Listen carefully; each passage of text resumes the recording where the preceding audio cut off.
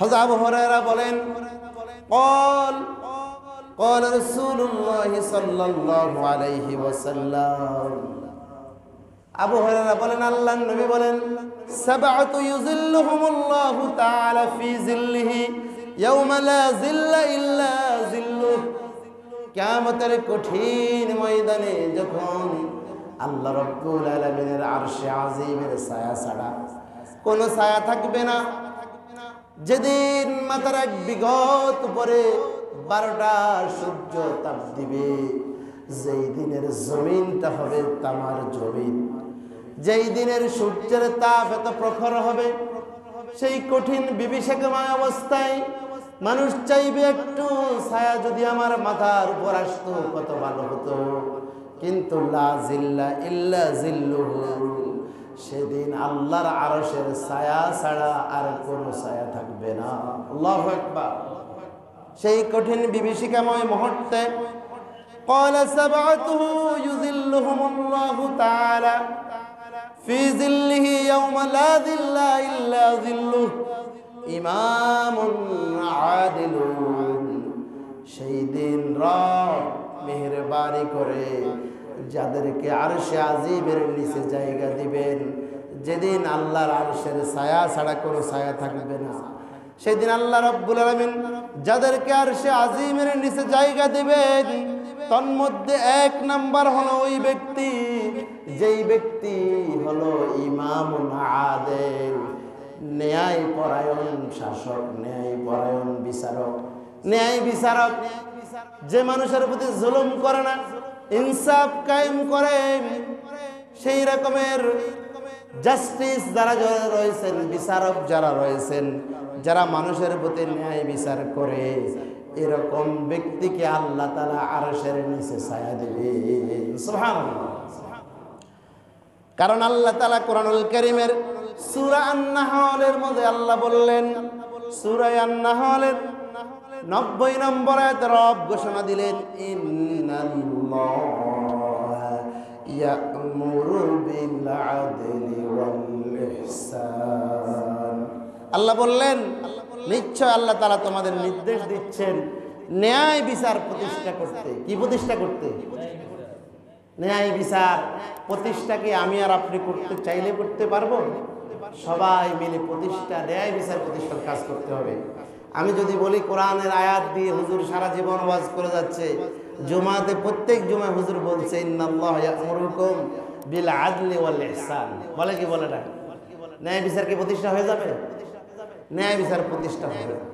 ন্যায় বিচার যদি রাষ্ট্রীয়ভাবে প্রতিষ্ঠিত হয়ে যায়, মানুষগুলা যদি ব্যক্তিগতভাবে নৈতিকভাবে নীতিপরায়ণ হয়ে যায়, রাষ্ট্রীয়ভাবে যদি ন্যায় এবং ইনসাফ কায়েম হয়ে যায়, এটার সুফল গোটা জাতি, গোটা দেশ, সমাজ, পরিবার, প্রত্যেকটা নাগরিক এটার সুফল পাবে কি পাবে না?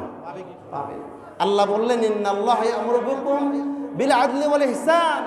আল্লাহ তাআলা তোমাদের আদেশ দিচ্ছেন ন্যায় বিচার প্রতিষ্ঠা করতে, মানুষের প্রতি সদাচরণ করতে, ওয়া ইতাই যিল কুরবা, নিকটবর্তী আত্মীয়স্বজন যারা রয়েছে তাদের প্রতি তোমরা যেন সহযোগিতার হাত বাড়িয়ে দিতে পারো। আর আল্লাহ নিষেধ করেছেন ওয়ায়ানহা আনিল মুনকার, সকল অন্যায় গর্হিত খারাপ কাজ করতে আল্লাহ তোমাদের কি করেছেন? নিষেধ করেছেন। আর ওয়াল বাগি ইয়াইদুকুম লাআল্লাকুম তাযাক্কারুন, আল্লাহ তাআলা তোমাদেরকে তিনি সকল অশ্লীলতা, বেহায়াপনা, পাপের কাজ, সীমালঙ্ঘনের ব্যাপারে আল্লাহ নিষেধ করেছেন। তিনি তোমাদেরকে উপদেশ দেন এই জন্য যাতে করে তোমরা আল্লাহর এই উপদেশ থেকে শিক্ষা গ্রহণ করতে। এখন আসেন, আপনি সমাজের বিচারক, রাষ্ট্রের বিচারক, পরিবারের বিচারক। কারণ আপনি যেই পরিবারে আছেন ওই পরিবারের আপনি একজন শাসক, ওই পরিবারের একজন কর্তা। আপনার দ্বারা যাতে আপনার অধীনস্থদের কারো প্রতি কোনো জুলুম না হয়। আল্লাহর নবী হযরত মুআজকে বলেছিলেন, ইয়া মুআজ ইত্তাকি দাওয়াতাল মাজলুম, ও মুআজ তুমি মাজলুমের ফরিয়াদকে ভয় করো। মাজলুম মানে হলো যার প্রতি জুলুম করা হয়, বিনা অপরাধে, বিনা কারণে যাকে দোষী সাব্যস্ত করা হয়, বিনা অপরাধে যাকে শাস্তি দেওয়া হয়, লোকটা কোনো জুলুম করে নাই কিন্তু তাকে জালেম উপাধি দেওয়া হয়, লোকটা কোনো চুরি করে নাই তাকে চুরির অপবাদ দেওয়া হয়, লোকটা কোনো অন্যায় করে নাই তাকে অন্যায়ের অপবাদ দেওয়া হয়। এই লোকটা মাজলুম। অনেক সময় দেখা যায় মাজলুম জুলুমের শিকার হয়, কিন্তু আমি জুলুমের শিকার, এই কথাটাও মুখ দিয়ে প্রতিবাদ করতে পারে না। এই অবস্থায় এরকম যারা রয়েছে, আল্লাহর নবী বলেন ইত্তাকি দাওয়াতাল মাজলুম, ও মাজলুমের ফরিয়াদ থেকে আল্লাহর ভয় করো। ফাইন্নাহা লাইসা বাইনাহা ওয়া বাইনাল্লাহি হিজাব, কারণ মাজলুমের চোখের পানি, মাজলুমের আর্তনাদ, এটার মাঝে আর আল্লাহর মাঝে কোনো পর্দা নাই। আল্লাহু আকবার। মাজলুম কষ্টে বুকটা বাসায়, রাত্রের অন্ধকারে চোখের পানি দিয়ে যায় নামাজ বাসায়, কিছুই বলতে পারে না। আমরা কত মাজলুমের ইতিহাস দেখেছি, নিরপরাধ মানুষদেরকে, নিরপরাধ ওলামায়ে কেরামকে অন্যায়ভাবে হাতে রশি দিয়ে বেঁধে মনে হয় যেন বাজারে গরু নিয়ে যাচ্ছে। দেখছেন না আপনারা? এই দৃশ্যগুলো অত্যন্ত বেদনাদায়ক। আলেমদের হাতে হ্যান্ডকাপ, আলেমদের হাত রশি দিয়ে বাঁধা, আলেমদের পায়ে ডান্ডা বেড়ি, কঠিন একটা সময় মনে হয় যেন কি না কি করছে। কত বড় মার্ডার কেস করছে, মার্ডার করে এসছে তারা। অনেক আলেমকে গ্রেফতার করা হয়েছে, ওনার ঘরের মধ্যে কোরআন হাদিস পাওয়া গেছে। তো বলছে কেন অ্যারেস্ট করলেন? বললে তার কাছে জেহাদি বই পাওয়া গেছে। কি পাওয়া গেছে? জেহাদি বই পাওয়া গেছে। তো ওই আলেম চিৎকার করে বলতে পারে নাই, এই সুযোগ তাকে দেওয়া হয় নাই যে এটা তো একটা কোরআন, এটা তো একটা হাদিস, এটা রাসূলুল্লাহর কথা, আল্লাহর কথা। এই কথাটাও বলার মতো কোনো কোনো সময় মাজলুমদের বলার ভাষা হারিয়ে ফেলেছে, সেই সুযোগ ছিল না। এখন বলেন, আপনার ঘরে যদি কোরআন এবং হাদিস পেলে এটা জিহাদি বই হয়, কোরআন এবং হাদিস বই পেয়ে বলা হয় জিহাদি বই, জিহাদি তৎপরতার সরঞ্জাম উদ্ধার হয়েছে, এটা বলে মিডিয়াতে চালিয়ে দেওয়া হতো। নাস্তিক মুরতাদদের তৈরি করা মিডিয়া এবং যারা আপনার নাস্তিক সাংবাদিক রয়েছে তারা আলেমদের এই কোরআন হাদিসকে বলতো জিহাদি বই, জঙ্গি সরঞ্জাম। এখন কোরআন আর হাদিস পাইলে যদি কেউ জঙ্গি হয়, বাংলাদেশের প্রত্যেকটা মুসলমানের ঘরে কোরআন আছে না নাই? তাহলে বোঝা গেল কোরআন হাদিস পাইলে যদি জঙ্গি হয়, তাহলে বাংলাদেশের প্রত্যেকটা মুসলমান জঙ্গি। এরকম একটা সময় গেছে না? কিন্তু আলেমরা, মাজলুমরা, নিরপরাধ মানুষরা প্রতিবাদ করতে পারে নাই।